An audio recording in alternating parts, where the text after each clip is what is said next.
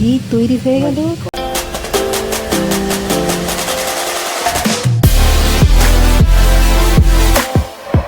বাড়িতে কিভাবে ঘি বানাতে হয় তার সম্পূর্ণ প্রসেসটা আমি এই ভিডিওটাতে দেখাচ্ছি। এখানে আমি বাড়িতে যে দুধ রাখি সেই দুধের সরটাকে আমি কালেক্ট করে রেখে দিয়েছি।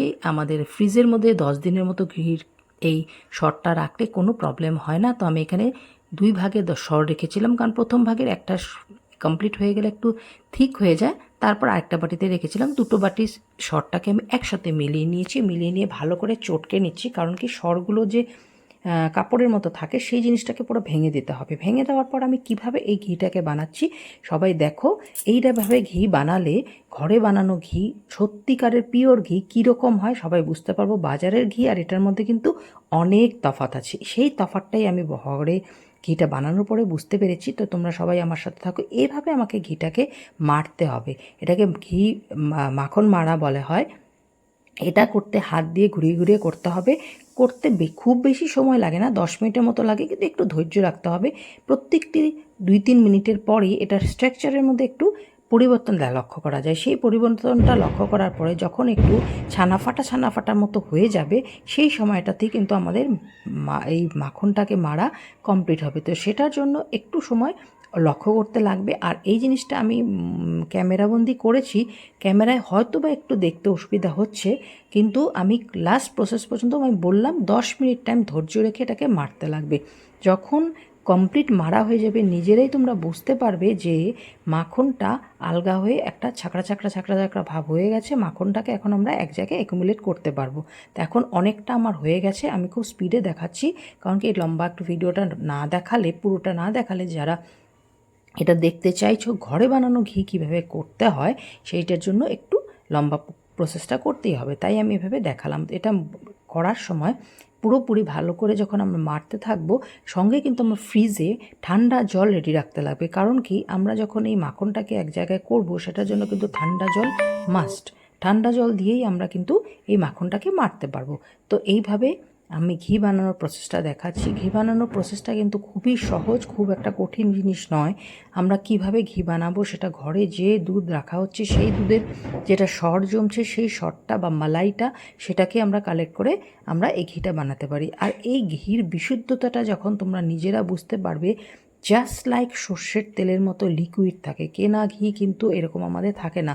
এই যে এখন আমার ছাকড়া ভাব হয়ে গেছে, এখন কিন্তু আমি এটা রাত্রিবেলা আমি মারছি। তো আমি এর মধ্যে ঠান্ডা জল দিয়ে দেবো। এই যে এখন আমি একদম ফ্রিজের চিল ঠান্ডা জল দিচ্ছি। দেওয়ার সাথে সাথে তোমরা লক্ষ্য করতে পারবে যে বাটারটা কীভাবে বা মাখনটা কীভাবে আমার আলগা হয়ে গেল।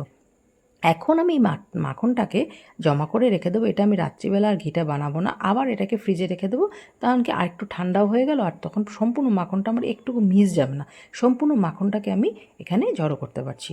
আরও তখন আরেকটু যদি আমার হাতের গরমে বা গরম জায়গায় বসে বানাচ্ছি সেখানে পট করে গলে যায়, তো সেই জিনিসটা যেন হতে না পারে। তো তোমরা দেখতেই পাচ্ছ কতটা আমার ঘি মাখন হয়েছে। আমার কিন্তু দুধটা লো ফ্যাট দুধ, তার থেকেও আমি এতটুকু বানিয়েছি।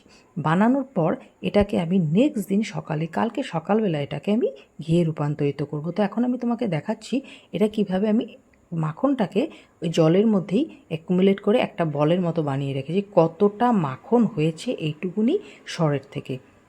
খুব বেশি দিনের ছিল না, 10 দিন আমি বলেছি। কারণ কি আমার 10 দিন লেগেছে, আমার যেহেতু লো ফ্যাট দুধটা, সেই লো ফ্যাট দুধের থেকে আমি এই ঘি বানাচ্ছি। তাতেও কিন্তু মোটামুটি 10 ml মতো তো ঘি আমার হয়েই ছিল। ঘিটা মানে খুব ভালো গন্ধ হয়, এবং বানানোর সময় একটু হয়তো ঘিটা বানানো আরম্ভ করার সময় হয়তো একটু গন্ধটা ভালো নাও লাগতে পারে, কারণ কি এই সরটা একটু দই ভাব হয়ে যায়। তো এইভাবে আমার পুরো মাখনটা এখন হাতে চলে এসছে। এইটা আমি এখন ফ্রিজে রেখে দিলে এটা আরও শক্ত হবে। এখন আমার হাতের গরমে এটা গলে যাচ্ছে, যার জন্য আমি একটু সময় তাকে দেব। সকালবেলা ফ্রিজ থেকে বেরোনোর পর বাটারটা কীরকম হয়ে আছে দেখো, এখন একদম শক্ত। এই শক্ত বাটারটাকে আমি হাতে পাওয়ার জন্যই কিন্তু এই মাখনটাকে আমি ফ্রিজে রেখেছিলাম মাখনটা মারার পর। আর এই যে জলটা, এটাকে বলা হয় মাঠা। এটাও কিন্তু খুব উপকারী একটা জিনিস। আমি লোহার কড়াইতেই করেছি। জাস্ট এটা দিয়ে দিলাম, দেওয়ার পরে কিন্তু কিচ্ছু করব না, ওকে কোনো নাড়াচাড়া কিচ্ছু করব না। ও নিজের মতো করে ও মাখনটাকে গলিয়ে পিওর ঘি বানাবে। প্রসেসগুলো দেখাচ্ছি এরকম হবে। তারপর এই যে আমার এখন মাখন হয়ে গেছে, উপরে ফেনাটা সরিয়ে ঠান্ডা হওয়ার পর জাস্ট কৌটায় ছাঁকনি দিয়ে ছেঁকে ঢেলে। ভিডিওটা যদি ভালো লেগে থাকে আমার চ্যানেলটাকে প্লিজ সাবস্ক্রাইব করো, আর অনেক কিছু ইনফরমেটিভ দেখতে পারবে ঘরোয়া টোটকা। বাই।